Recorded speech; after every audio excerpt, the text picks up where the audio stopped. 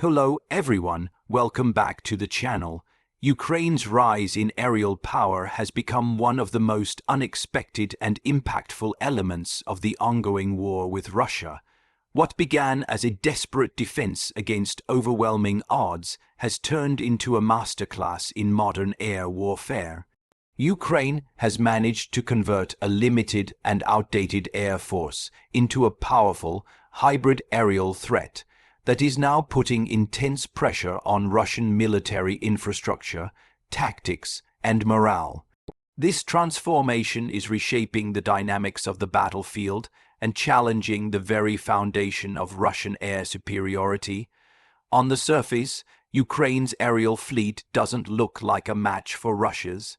Russia boasts hundreds of modern fighter jets, bombers, and support aircraft, but Ukraine has shown that the true power in the sky doesn't just come from the number of planes, it comes from how you use them. Ukraine's strategic use of drones, repurposed Soviet-era jets, and Western-supplied air defense systems has rebalanced the airspace. Drones like the Bayraktar TB2 and kamikaze models produced locally have wreaked havoc on Russian convoys, command posts, and even ships. These drones fly under radar, strike with precision, and are often coordinated through real-time intelligence from satellites and frontline units. It's fast, cheap, and devastating. Inside Ukraine's air command centers, things are even more sophisticated. Operators are no longer relying on traditional Air Force doctrine. Instead, they operate in digital warfare environments where every target is monitored and calculated. Data from NATO, U.S. satellites, and advanced radar systems provide a complete picture of enemy movements. Ukrainian forces can plan, strike, and retreat before Russian units even know they're being watched. It's not about brute strength anymore. It's about precision, coordination, and real-time execution.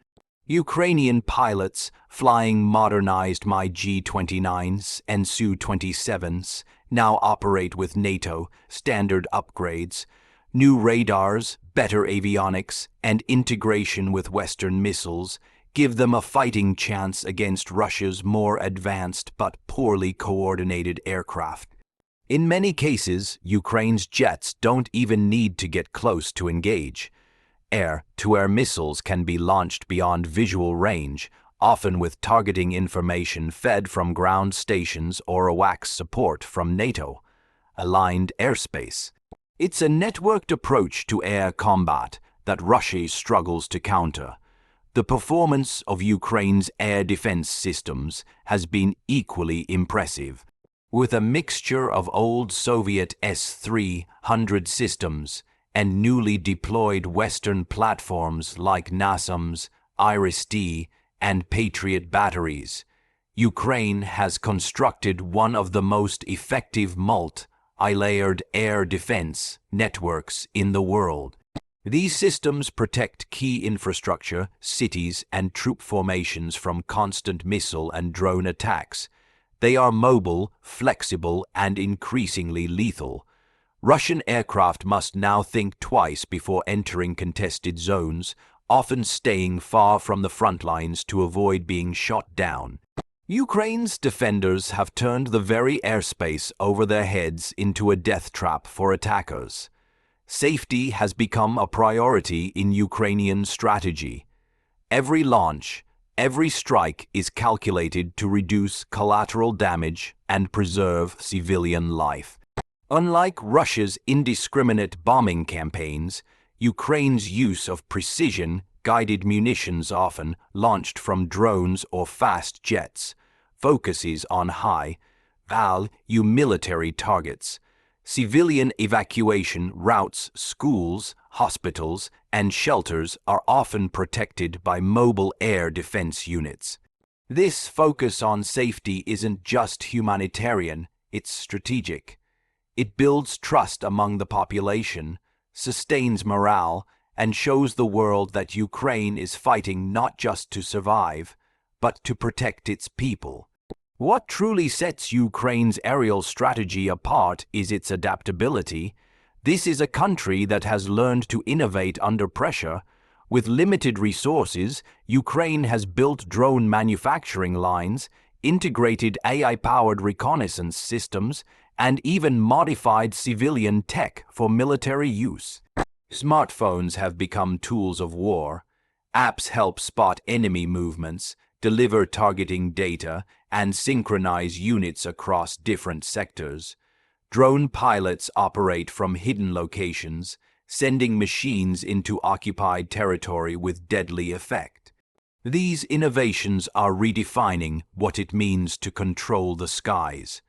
While the financial cost of Ukraine's rising sky power is significant, it's still a fraction of what Russia is spending. Western aid in the form of high-tech equipment, ammunition, and training has supercharged Ukraine's capabilities. But Ukraine has done more than just use this aid. It has turned it into a force multiplier.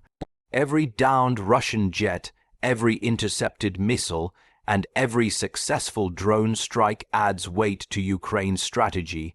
Russia is paying dearly, not just in hardware, but in lost initiative, shaken morale, and exposed weaknesses. Ukraine's air power is no longer just a defensive shield. It's a strategic sword. It penetrates deep into enemy territory, disrupts supply lines, destroys command centers, and clears the way for ground offensives. What began as a necessity for survival has become a model of modern warfare: fast, connected, intelligent, and brutally effective.